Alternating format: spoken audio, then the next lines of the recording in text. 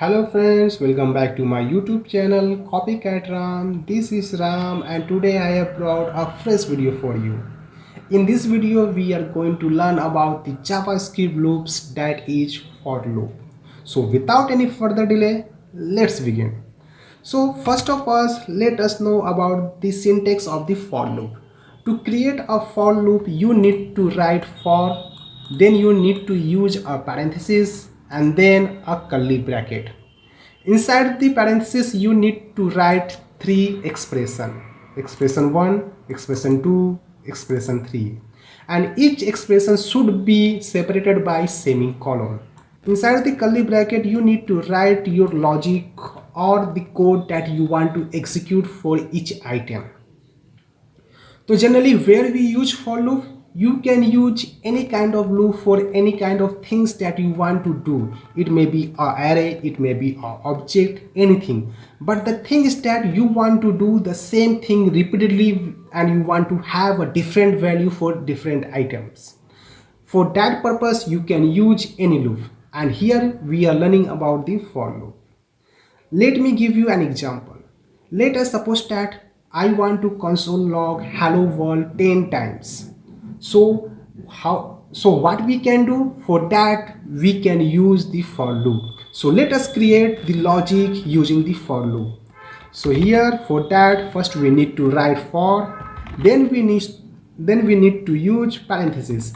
Inside the parentheses we need to declare all the three expressions. So let us come to the first expression.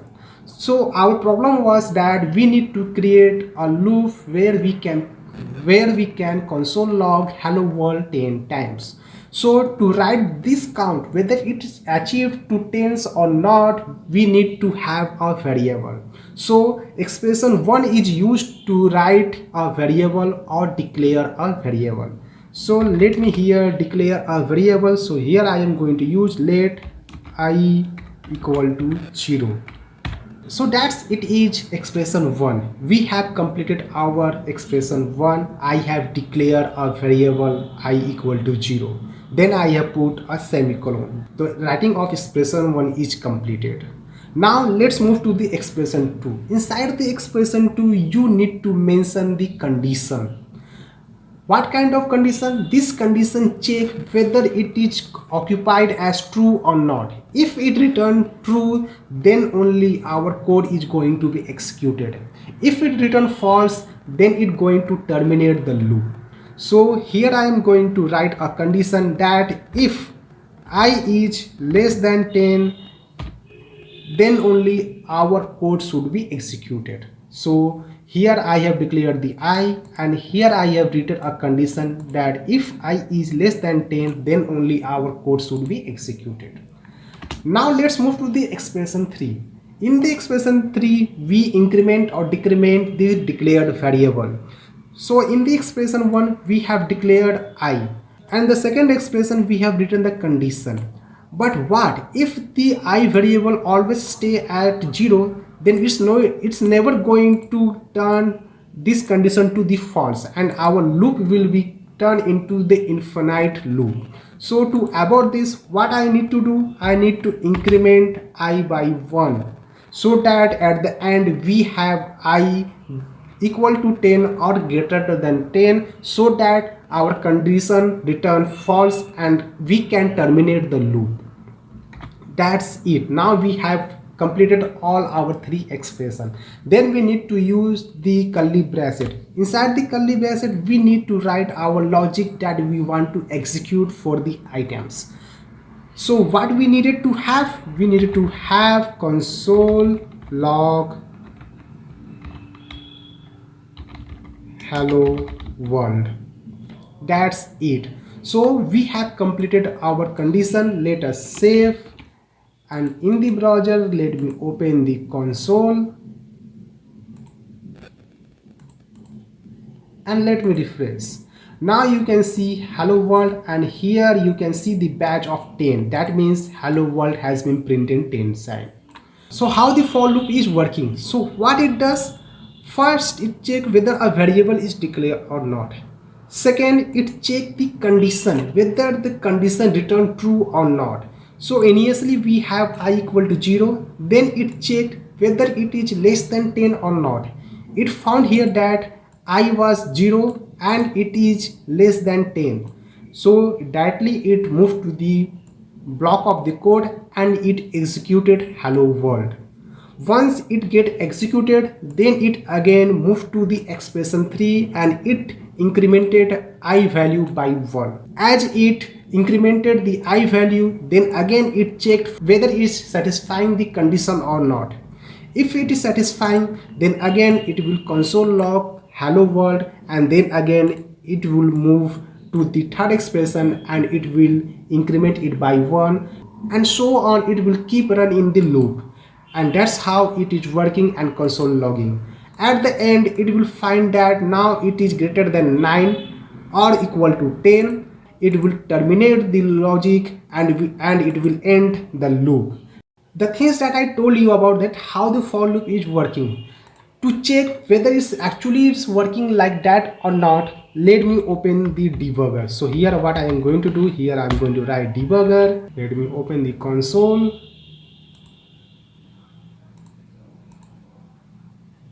And now we have the debugger opened.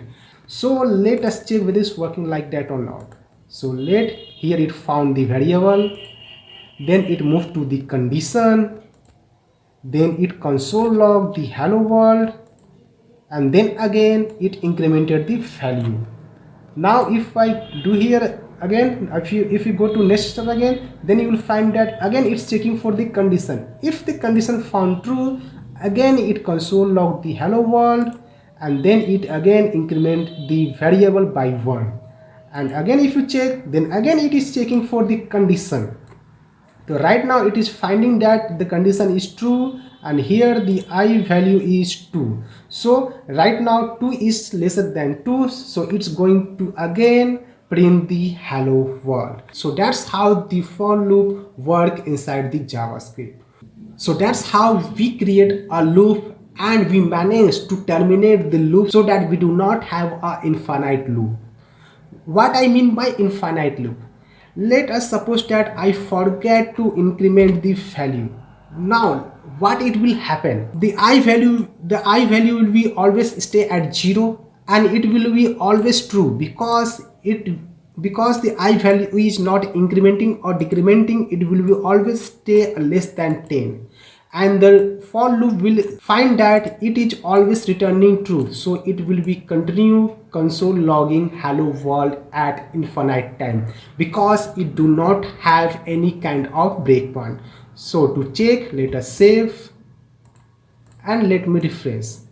So right now you can see here the number is keep increment. This number is showing the number of times hello world is being printed inside the console. So let me first stop it, else it is going to freeze my browser. So one thing you have noticed that I removed the expression 3 but still browser didn't show any kind of error. That means expression 3 is optional. You can omit to write expression 3. Not only that, every expression, whether it is 1, 2 or 3, every expression in the for loop is optional. You are not obliged to write the expression for loop. Yes. So if you do not believe, let me remove this. Let me expression 2. Let me remove expression 3. What I need to do, only I have to write the semicolon, because semicolon separate the 3 expressions. The expressions are required but value is not required. So let me save.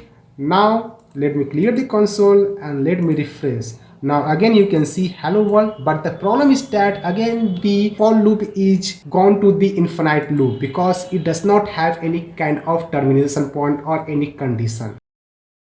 So here let me give you another example. Here I have an array of fruits where I have given 3 fruits name, that is apple, banana and orange, and I want to print each of the item inside the console. So what I can do, the one thing that I can do that I can console log fruits by its index position. But let's suppose that we have thousands of names inside the fruits. Then how will you do? We can here use the loop. So let us again create the for loop. So here I have given the basic structure of the for loop, and here I am going to declare all of the my expression. First, here I am going to declare index that will have the initial value of 0. Then here I am going to write the condition that if index is less than fruits length, then only it should execute the code. And in the last expression, here I am going to increment it by the 1. Inside the curly bracket, here I am going to console log fruits by its index position. So let me save and let me here open the console and let me refresh. So right now we have all the fruits name that we have inside the array. Now let me give you a second example. Now I want to console log only the age of the person who is greater than 18. So here we can also put some other condition inside the for loop. Okay, so here let me again create a for loop. Here I am going to set index equal to 0 if index is less than age dot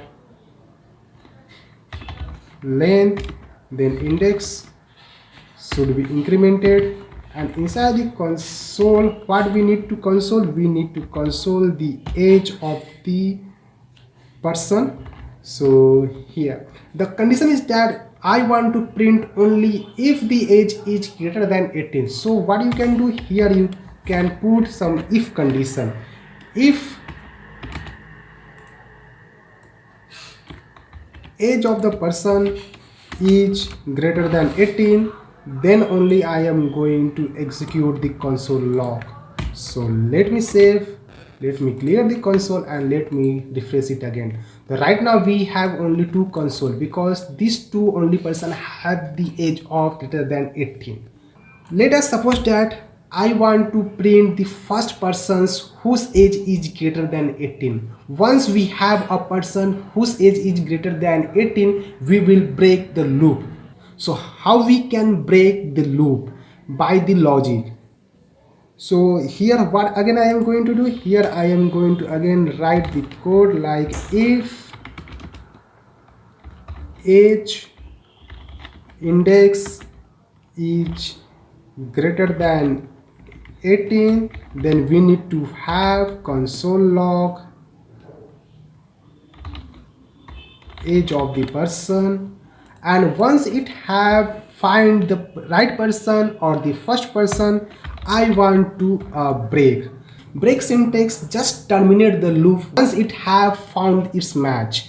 So here I have written a condition, once it find a person having age greater than 18, it will console log. Once it have console, it will break or terminate the loop. It will not go further to check for any person that going to find its match.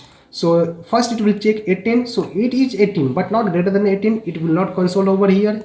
10 is less than 18, 5 is less than 18, but 25 is greater than 18. Once it will find the 25 age of person, it will console over here and it will not go further to check whether a person is having age greater than 18 or not. It will simply break over here. So let me save and check.